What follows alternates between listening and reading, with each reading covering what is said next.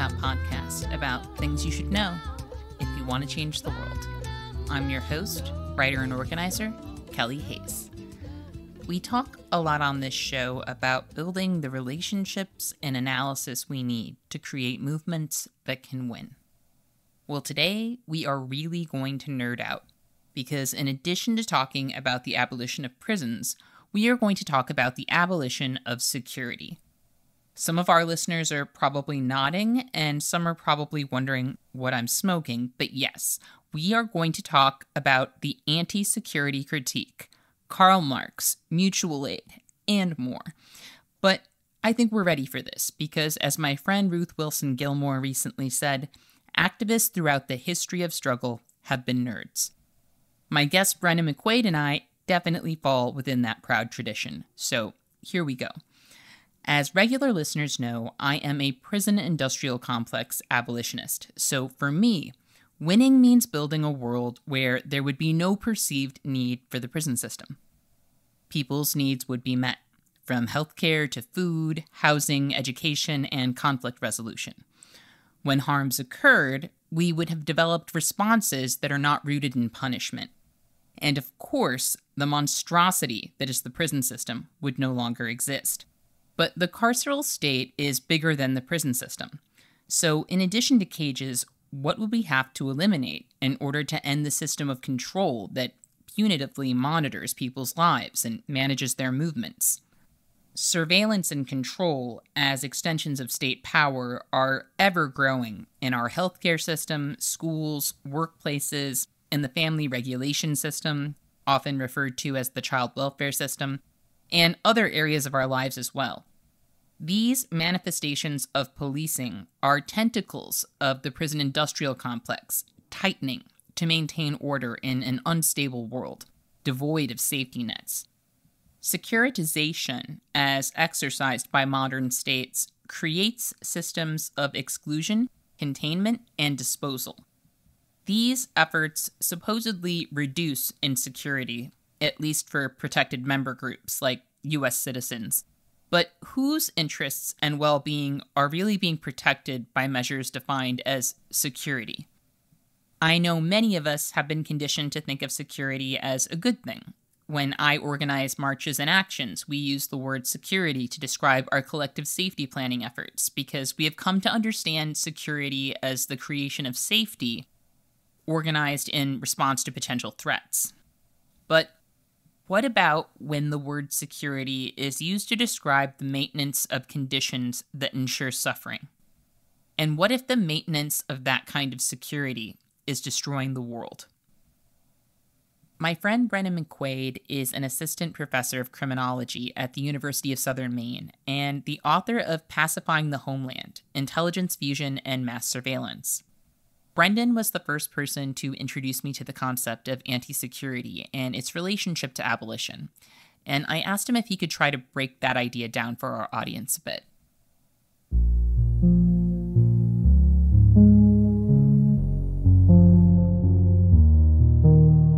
Anti-security is a collective project of critique. We're a small group, mostly of academics in the UK, Canada, US, and Turkey. And we're trying to understand and write about security without becoming part of security. So when we talk about security, we usually talk about it as if it's an unambiguous good. So who doesn't want to be secure? How could anyone possibly have a problem with the idea of security? But the problem isn't so much what security promises, namely safety, but how it packages that promise. Security communicates an entire worldview. In liberal theory, which forms most of the apparent common sense in contemporary politics, liberty, security, and property are linked concepts. Everything revolves around the idea of the self-contained and property-owning individual, which is often simply asserted as human nature. So think of, foundational works of Western political thought by Thomas Hobbes, John Locke, or Adam Smith. All of them start with the premise that humans are individual. We are born alone, we die alone. And in this conception, we can only be free if we're liberated from the demands of others. We can only be free if we're separate from them. We can only be we can only meaningfully be individuals if we own property. And we can only maintain our property if we're secure against the threats of others. So when we talk about security, we accept the premise that we are alone in a cruel world and already and always at war with each other. Individuals and households, peoples and nations are always at odds. That's just what it is to be human. Of course, that's a lie, a fabrication. As Peter Kropotkin, the Russian anarchist and naturalist, argued over 100 years ago, mutual aid is a factor in human evolution. We're social creatures, and as such, we're collaborative. We're not alone. In fact, if you consider the grand sweep of human history, the idea of an individual that owns property is the exception. The rule is communal living on commonly held land. So let's think about those three classic European thinkers I mentioned a minute ago, Hobbes, Locke, and Smith. What they were describing was not human nature, but the nature of humans in a particular moment of history. They were describing an emergent order. They were describing capitalism. So capitalism begins with the separation of people from the land and people from each other. The bourgeoisie needs free and rightless proletariats to work for a wage, not peasant communities connected to the land and with customary rights to subsist upon it. Capitalism also individualizes skills and knowledge and turns them both into property. Those peasant communities shared, reproduced, and passed on knowledge about their environment and the skills needed to live within it. Capitalism not only takes control over the organization of work, it revolutionizes it. It makes it as efficient and profitable as possible, and makes people as powerless and interchangeable as possible. So to put it crudely, there's a progressive de-skilling. The craft of peasants and artisans is broken up into the simplest tasks. Technology replaces humans in the name of efficiency, and different forms of work are transformed from communal practices into alienated drudgery that workers have little to no control over. As this process unfolds, the basic needs of the population are increasingly separated from their capacity to provide for them. So in previous modes of organizing human life, basic needs were usually met by the people themselves in some kind of communally organized subsistence economy. Under capitalism, however, all the accoutrements of life, from the basic necessities of survival to the most silly and vulgar consumer thing, are provisioned to the population through the market, through commodity exchange, or by the state through social policy. So what this means is that capitalism is an order of relentless change. Capitalism is a generalized order of insecurity that requires a politics of security. So here we return to that connection between a particular conception of liberty, understood as individual freedom from others, the right to own property, and the need for security. So this is why Marx wrote in 1843 that security is the supreme concept of bourgeois society, the concept of police, expressing the fact that the whole of society exists only in order to guarantee to each of its members the preservation of his person, his rights, and his property. So this line comes from a piece called On the Jewish Question, where Marx was responding to claims being made in Germany that Jews had to renounce their Jewishness, become German, and fight with Germans in order to gain political rights. Marx's response to this was that the freedom won by gaining recognition from the state is an unreal universality. Jews can't simply renounce their Jewishness. We can't volunteer away history. These differences will persist and will be used to discriminate against each other. So this argument should be very familiar to people on the left. Okay, Black people have the right to vote in the US, but that didn't end racism because racism persists in the accumulated power differences between Black people and white people. The right to vote and anti-discrimination laws don't erase the racial wealth gap. The right to vote on paper is an unreal universality. It exists as a formal right, but it doesn't mean that Black and white people are really substantively equal in their life chances and choices. So the point about security as the supreme concept of bourgeois society takes this argument one step further. It's not just that legal recognition by the state, political emancipation from masters, is not freedom. this recognition actually deepens capital's control over our lives. So again, the whole of society exists only in order to guarantee to each of its members the preservation of his person, his rights, his property. Freedom, then, is the freedom to compete in the market, to accumulate property, and importantly, to call on the state and its violence to keep that property secure. So that's the brief intellectual history of security as it's been defined since what we refer to as the Enlightenment. It's important because when we hear security invoked today, we're not hearing what we think we're hearing. The state will not protect you because your life has inherent value, right? The state will protect you if you can control enough property to really count.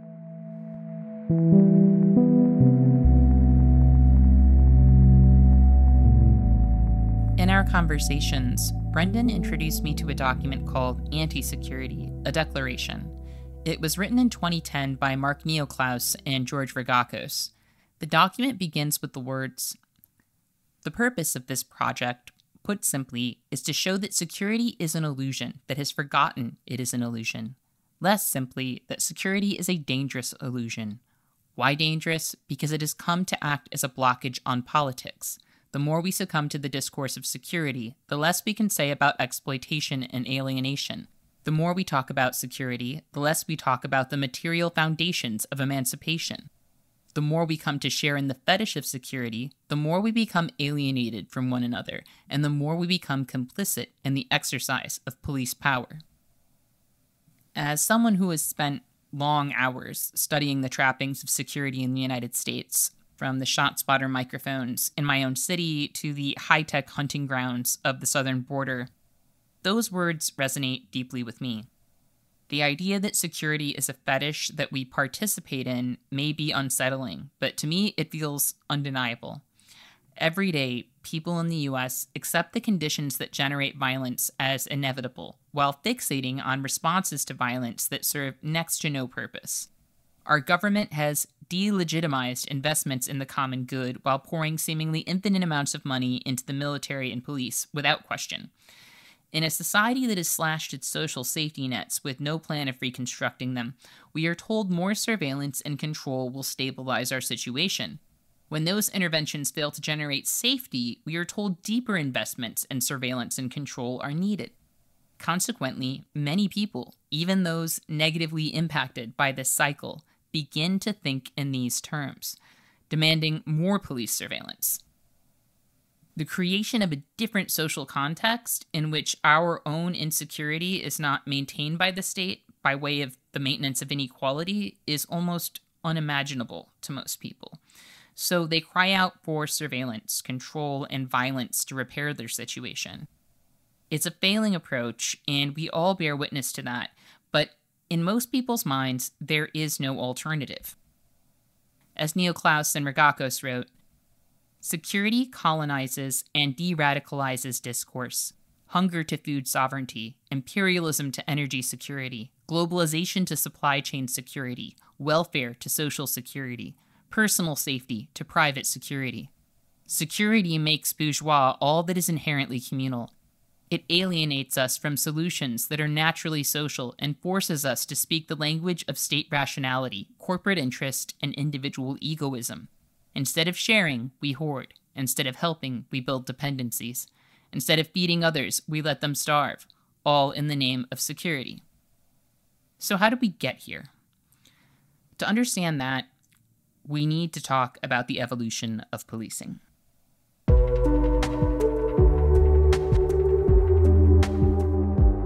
Most accounts of police begin in the 19th century with the first uniformed public police departments, but the word has a longer and incredibly revealing history.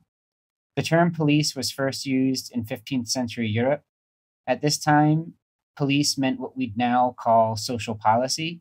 It encompassed welfare, education, urban planning, workforce development, and of course, policing.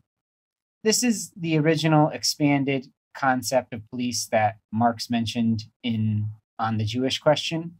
This is what's sometimes called the older police science. It's a pre-disciplinary conversation, right? So this is before social science was a thing. And it was a conversation among statesmen, jurists, moral philosophers, and proto-political economists. Their main concern was order and prosperity in the broadest sense. So, my friends and I in the Anti-Security Collective, we've returned to this original and expanded concept of police in an effort to grasp the expansive set of institutions through which policing takes place, right? So policing is not just law enforcement, it's order maintenance in the broadest sense. The work of this order maintenance cuts across, the public and private. The state does it, private actors do it as well. So there's also something important about the moment when policing emerged, right? I mentioned the term was first used in the 15th century, right? This was the beginning of what historians call the early modern period.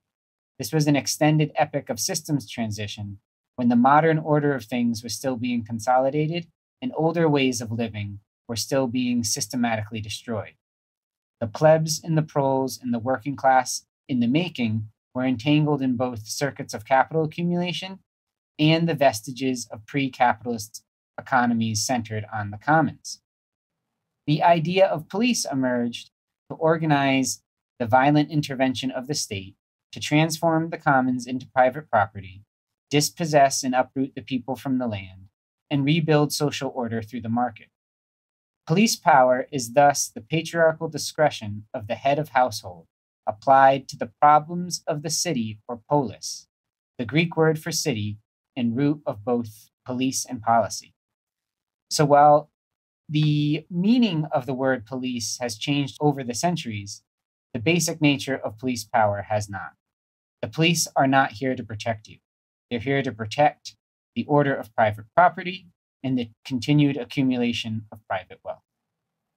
So the essence of police power is not violence, but discretion, the ability to decide whether to use violence in any conceivable situation. So consider the most basic police interaction, the stop. The reasons for it have never been clear: walking too fast, walking too slowly, being stationary, are all grounds for a stop and have always been used unfairly and unequally. The courts have always refused to define discretion because to define discretion would be to limit discretion. So this isn't just an individual matter, it's institutional. The courts won't tell police they can't drop a bomb on a house as they did in Philadelphia in 1985, or use a robot to kill an active shooter with a bomb as they did in Dallas in 2016, or use lethal force against an autistic man having a mental health crisis as they did in Augusta, Maine in October 2021. The courts won't tell police ahead of time what is reasonable or necessary, since all situations are always and forever unpredictable. So what is police? Discretion, or the expression of state power as an executive prerogative to act as seen fit. So the discretionary nature of police power means that, police do not enforce the law and are not accountable to it. Police handle the law after the fact to justify the way they decided to restore order. So law is based on a liberal conception of society composed of free, self-governing individuals. The exercise of state power is legitimated through the rule of law, which respects individual rights. Police power, however, is based on a classic conception of society as a household and the state as the master. The defining characteristics of police power is the discretionary and virtually unlimited power of the householder over his household. Police then don't deal with law, they deal with threats. The law will never hold police accountable because the police are not meant to be accountable to the law or enforce the law. Police is the patriarchal power to manage people and things in the name of good order. So this is why abolition is the only logical response to police. When you have a power that is designed to be unaccountable and has been unaccountable for so damn long, the reforms that stick to it just make it stronger and more efficient as they cover it in a veneer of legitimacy.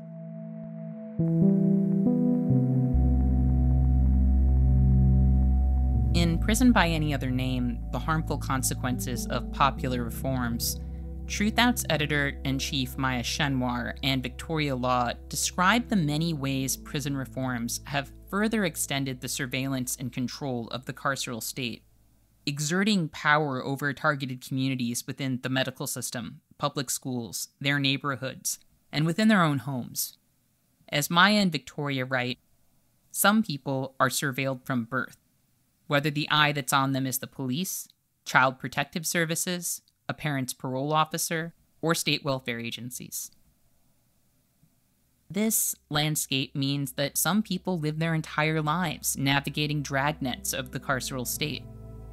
The Anti-Security Collective calls the deeper set of relations at the core of those dragnets the security capital nexus.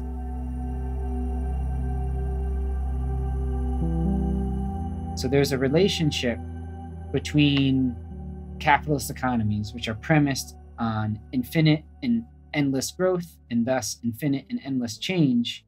There's a connection between that and the varied apparatuses of security that are used to administer this order, to keep it creaking along, to keep it from pulling itself apart. And I think one of the basic things that the state does is it subsumes all conflict within it. It turns all forms of resistance into something that can expand and enliven and re-legitimize state power, right? So the Democrats are in office, and we see that, we see that all over, right? The selective appropriation of radical language and radical critiques to, on the one hand, mollify dissent, and on the other hand, re-legitimize the system, right? So I think when we reject security, we reject this idea that the state is going to help us, and we start thinking about, what we can do to not just help ourselves, but to, transform the state and transform the work of the state from administering poverty and assuring that we live atomized lives apart, and transforming it into a communal anti-state, so to speak, where the separation between people's needs and their capacity to meet them is eliminated, right? And people have the freedom to take control of their lives in the most basic way.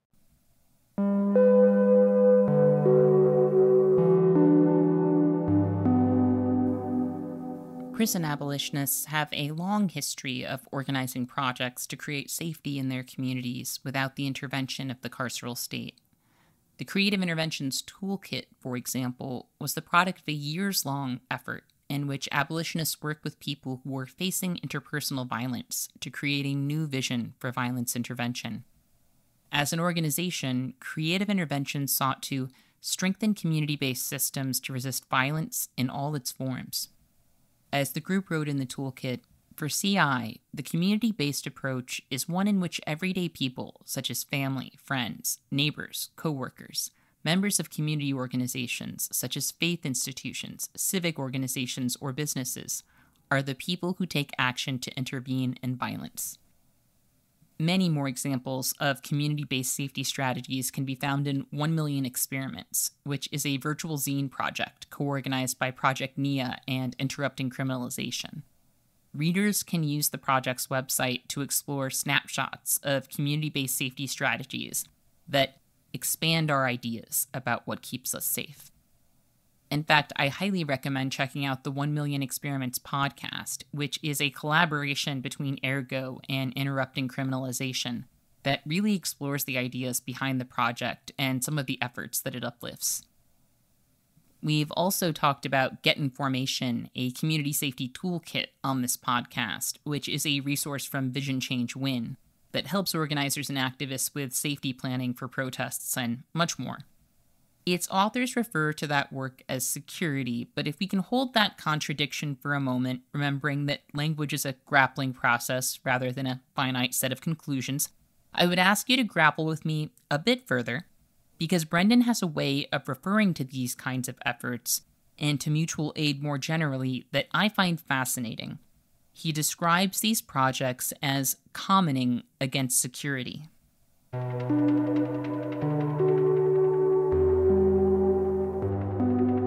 Abolition is closing the prisons and defunding the police, but it's also something bigger. It's creating different institutions to manage the problems that we now leave to the police and prisons.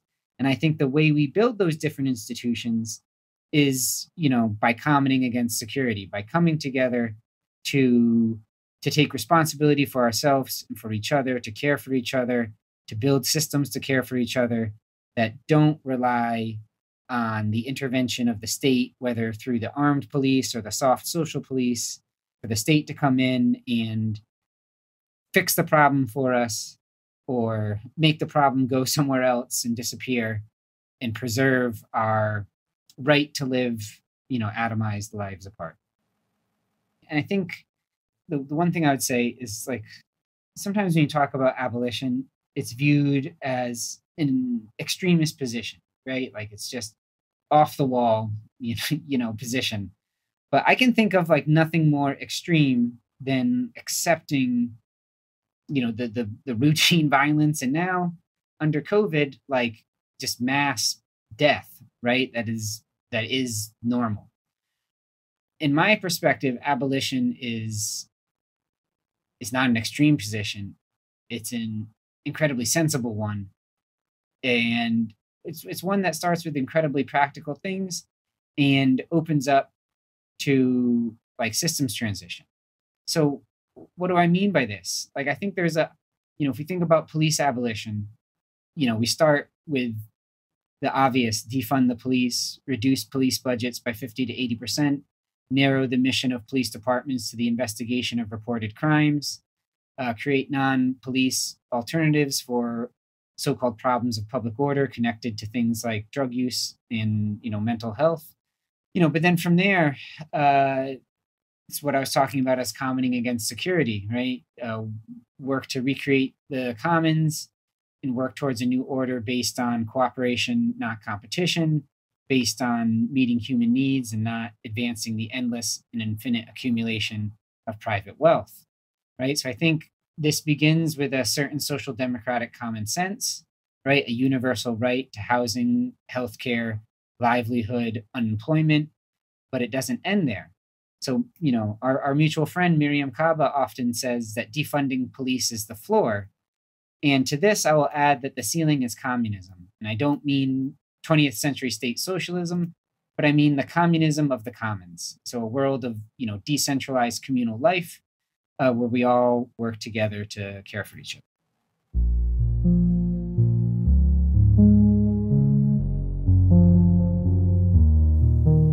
I know we have wandered pretty far into abolitionist nerd territory, so for those who are not aware, many prison abolitionists are socialists. Some are communists, some are anarchists, and some don't identify as any of those things.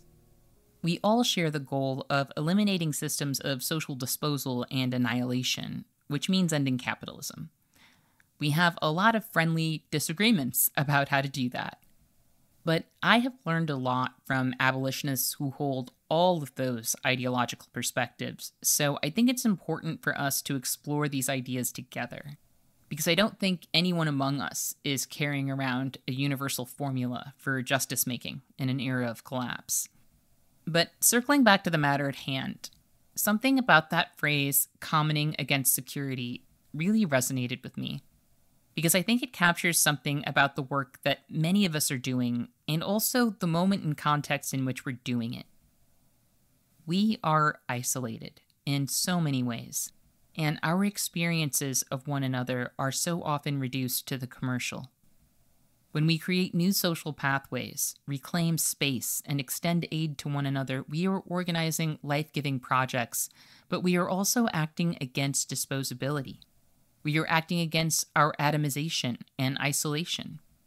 We are overriding the impulses that individualism has ingrained in us and recommitting ourselves to compassion in a cynical era. In the face of what Ruth Wilson Gilmore calls organized abandonment, we are embracing what Monica Cosby has called a refusal to abandon. I believe in that work. In his book Pacifying the Homeland, Brendan wrote, While security discourses rest on assumption of risk and mutual hostility, a war against all, waged among both individuals and nations, the critique of security invites us to consider what relations produce these conflicts and how they have been managed. I hope we will all accept that invitation because I think it's an important one. We have the power to generate modes of safety and care within our communities and to work together to address root causes of harm. Many of us have been turned against one another very effectively at a time when we need each other the most. There are many disasters on the horizon, politically and environmentally, and I think commenting against security is the kind of energy we are going to need in these times. I also hope you all will check out 1 Million Experiments, the Critical Interventions Toolkit, and other resources that we'll be including in the show notes on our website. These projects are a great source of inspiration, and you just might discover something that you want to join or create in your own community. And don't forget to check out Brendan's book, Pacifying the Homeland, Intelligence Fusion, and Mass Supervision. Trust me, it's an essential resource. I want to thank Brendan for joining me today, and I would like to thank all of our listeners for nerding out with us about abolition and anti-security. Please take care of yourselves this week, and remember, our best defense against cynicism is to do good, and to remember that the good we do matters. Until next time, I'll see you in the streets.